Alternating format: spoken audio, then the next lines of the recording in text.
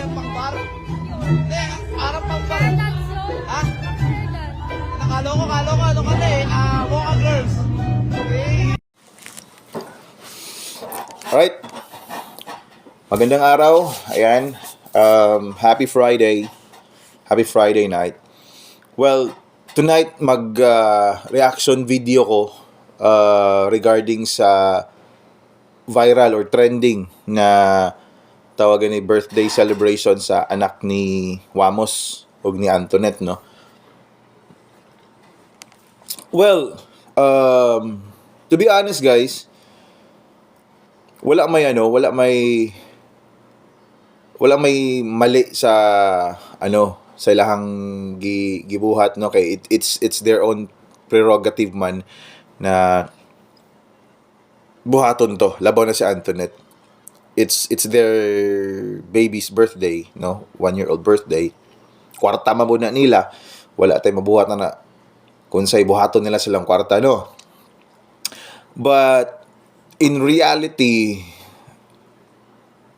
1-year-old birthday party celebration na yung ato ang gibuhat ni Antoinette, murag siya og yun na nga, ingon pa ni MG, no, kuan siya, mura siya og stag party, mura siya og kanang murag nasa club instead na party celebration like para sa mga bata, instead na ay mga clowns, mga padula, no, mga pabitin, whatever it is, whatever you call that, di ba? Dapat ingana ang dating eh. Pero it turns out na yun na nga, nisayaw si Antoinette, nisayaw siya og trending na sayaw katong water.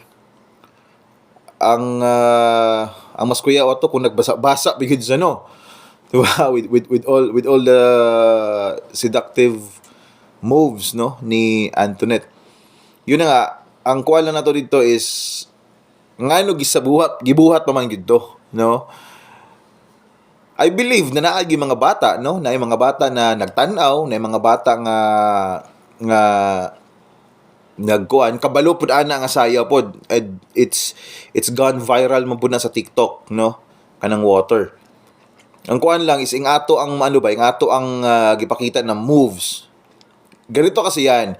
Kung unsa manguntong mga nakita sa mata sa bata, they think, at the back of their mind, they think na tama to, no? Na yung ato to siya. Lalo na kung walay proper guidance sa tawagan ni sa mga ginikanan. Personally, kung ako ang nasa katayuan ni Wamos ug ni Antoinette, wala eh. Ang gusto na ako is, although I'm sure dako may good sila og nagasto, no, na mga kwarta to nga birthday celebration. First birthday dapat bongga eh, no? Labaw na kung na kay enough kwarta, you have enough money na para ma-create tong atong klaseng event. For me, kung ako lang personally, ito sariling opinion ko lang to.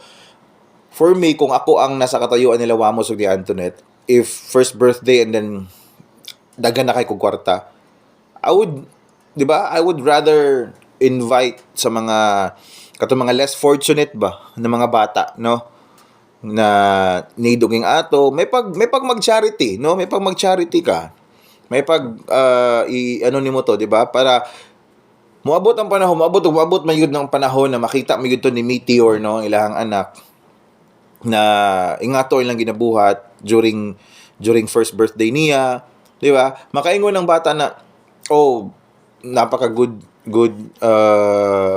parents naman nila mama papa, no. But I did not say na dili good parents sila si Wamos ug si Antoinette. They are, no, kaya may na-provide may good nila ang dapat para kay Meteor, no, para sila ang baby nila. Gwapo pa jud kayo. Di na lang ko sulti. Gwapo pa jud kayo nga bata. So, yun. Makita mo dito sa video na grabing sayaw-sayaw ni Antoinette, 'di ba? Water eh. Ano na siya eh, sensual siya nga siguro light sensual moves ang gina-project ni Antoinette dito. And talking about water na song, di ba? Patwerk-twerk pa yun. And nowadays, if dili nimo mag-guide og tarong, proper ang imo ang anak, might as well na ilahag yun ang kapihon. Di ba? Makapi naman, di naman hindi mo mapugnan ang mga bata na mutana karong TikTok. Personally, even my kid, even my child, how na kayo mo kanong TikTok. But, with you as a parent, dapat imuhag yun na siyang i-guide, di ba? Lalo-lalo na kato sa mga TikTok karon ng mga grabe ka sensual na mga moves, 'di ba? Although makatawa ka nga kung i-copy na sa bata, 'di ba? Ma-amaze ka.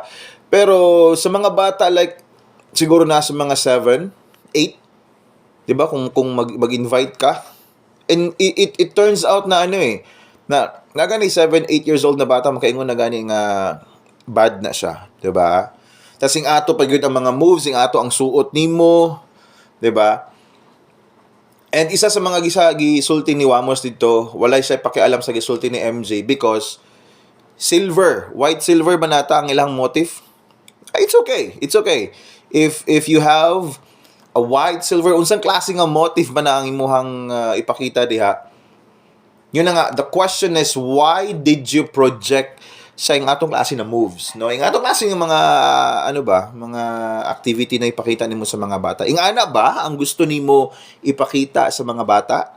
Ing ana ba the way na magsayaw ang dapat ang mga babae, no?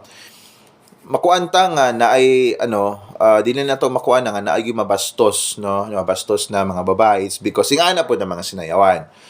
And then ang gisulti pa ni Wamos dito is walay mabuhat si MG, no? It's because kana lang daw ang kayang sayawon sayahang partner na si Antoinette. What the? Di ba? Even ang bata kaya mo sayaw og mga kwan if you want, di ba? If you're willing to learn ng anang klase nga sayaw. Pero dili na to isulti nga kana lang ang nabuhat or kana lang ang makaya nga sayawon sa ako ang partner. No. Di ba? Ing ana yun ang gusto.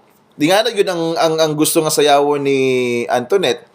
Even way back before, dili pa na si Antoinette ko si Wamos, nakita na ako sa mga videos ni Antoinette, is ing ana ang mga sinayawan niya. Di ba? Sexy, pakita og mga, di ba? Yung mga shorts, no? Pek shorts, kung sa tuwa diri tawagon na to, pakita-kitag pusod, no? Now na mas niangat na sila, niangat na si Antoinette or si Wamos, 'di ba? Ang kuan karon mga TikTok videos ni Antoinette, more on ginapakita na niya ang yang how, 'di ba? How she looks karon. Ang iyang butt, 'di ba? Nga giparitoke niya. Ang iyang, yun na nga, ang iyang boobs niya, guys, if makita na sa TikTok, makita ka na sa TikTok, grabe, di ba? And kung ako, personally, kung ako ang partner ni Antoinette, dili po ko gustuhan na, di ba? Gusto na ako nga, itatak sa ako ang, matatak sa unahuna, sa akong, or mata sa akong anak, na ang ako ang parent, ang ako ang mama is a good model, no?